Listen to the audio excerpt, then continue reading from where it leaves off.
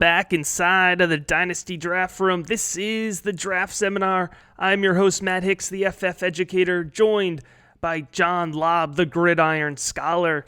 Me and John are both fired up for this episode because we're going to talk about one of our guys, the big boy out of Clemson himself, Tee Higgins. John, I know you're excited to talk about him, so why don't you go ahead and jump into the lesson here? I am, my friend, and I'm not a Clemson guy. I mean, I didn't grow up in ACC County. I was watching Big Ten football when I was a kid. But, man, over the last decade, have I enjoyed watching the Clemson Tigers play offense. And one of my favorite players in the last 6 years is Tee Higgins.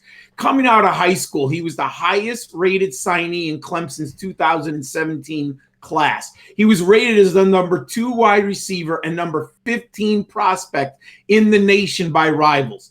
He has a basketball background, and he plays above the rim on the gridiron. In 2019, he was first-team All-ACC, and in 2018, he was second-team All-ACC.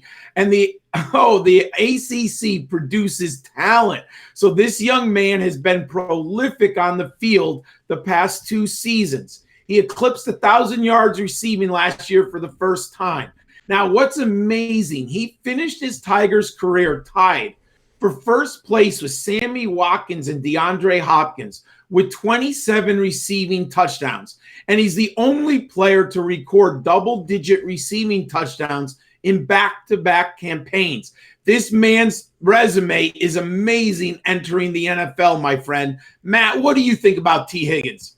Yeah, we're both big Tee Higgins fans, John, and one of the things that I will talk about a lot when it comes to Tee Higgins, and one of the reasons why he's still a top wide receiver for me in this draft class, despite the downsides that we will talk about, but one of the most important things for me is the way a player improves over the course of their tape. In every category that I had Tee Higgins marked at, from the things that he needed to improve on after watching his 2018 tape, those are now some of his best categories. He improved across the board, and he did so dramatically from one year to the next. And so for me, seeing a player that's able to improve that rapidly, it shows a high football IQ, it shows a willingness to learn and develop. And those are things that tell me that the player that I'm drafting, as fantastic as he is not a finished product. And he's only going to get better at the next level. And that's very exciting for me. But why don't you talk about the numbers for Tee Higgins a little bit, John? Because I think we get lost in them.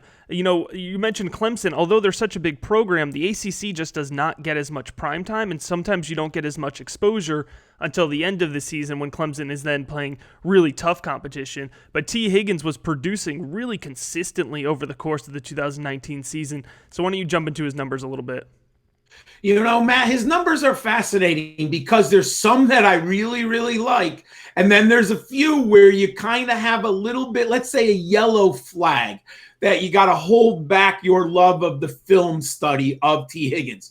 First one, career receptions, 135. If he had stayed on campus one more season, he would have shattered those numbers. I like to have 150 career, but 135 is pretty good.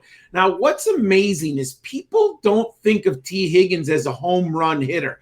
But you know, Matt, his yards per reception at Clemson is 18.1 yards per catch.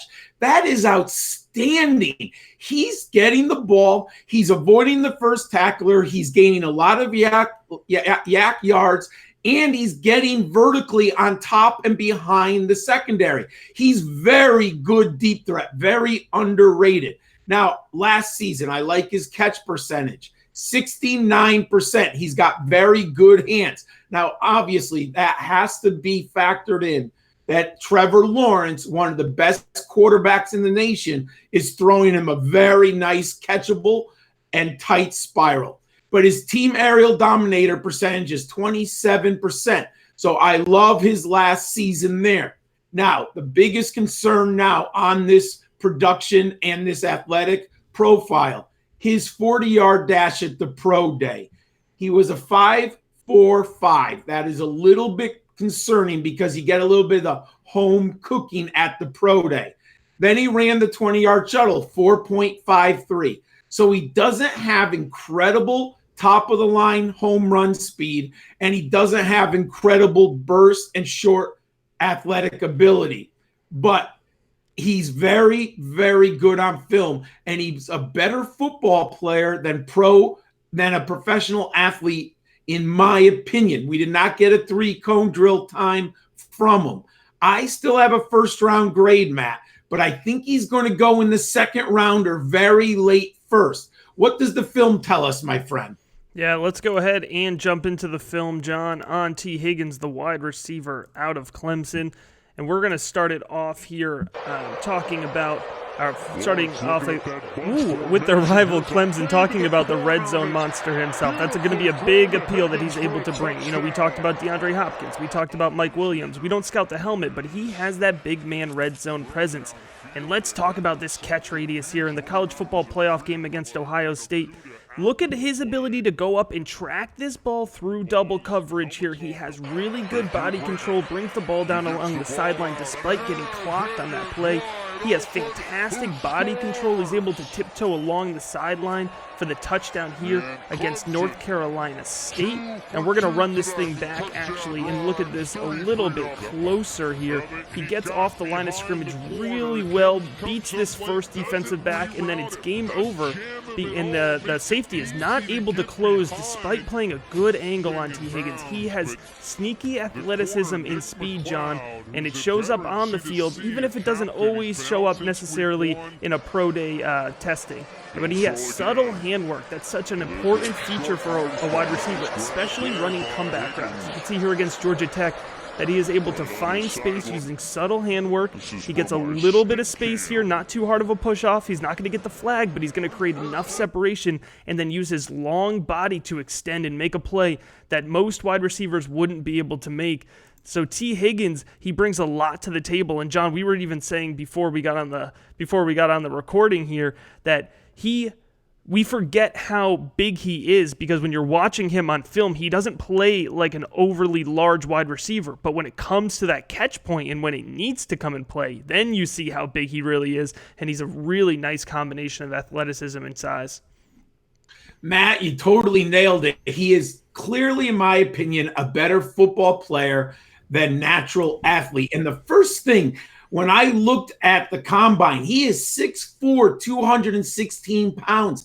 He does not look that big, but man, he is tremendous size coming into the NFL. He's a competitive athlete and natural hands catcher. You said it, man. He has tremendous ball skills and leaping ability. He is a fluid runner who runs crisp routes in and out of his cuts swiftly. He sinks his hips, plants his foot, and he employs his hands effectively. What I like about him, he uses his size and strength to box out defenders, and he wins contested catches. One thing, he's a long strider who creates separation at the top of his route, and he has very good deep tracking ball skills. He effortlessly stacks defenders on vertical stems. He has a large catch radius and plucks the ball out of the air with his fingertips. Stupendous body control and technician. He contorts his frame, arms, and legs to make catches. What I like about him, he ran patterns from both the X and the Z positions for Clemson. This young man is going to have a very nice NFL career. I still think someone like the Las Vegas Raiders or the Buffalo Bills late in the first round have to consider putting this young man on their rosters. I like him a lot. I have a first-round grade, but he might go in the second round. What do you think, Matt? Yeah, I love everything you said, John. Here at the Dynasty Draft Room, we have him graded out as an 82.8. That is a mid-level starter projection for us. That's a good projection here for our wide receiver. So we really like Tee Higgins. We see his upside, and I think you're exactly right. At this point, I'm projecting a high second-round pick, but I think he's going to be a fantastic value for anybody who gets him there.